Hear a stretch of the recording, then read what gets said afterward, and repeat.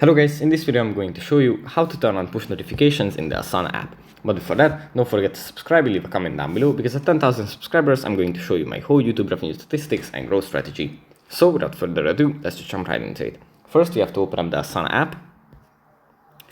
And here it opens up in the home menu where we have our projects. From here, we have to tap on account in the bottom right corner. Then under notifications, we find push. We tap on that.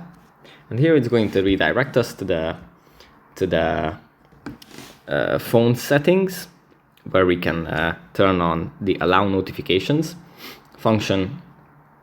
And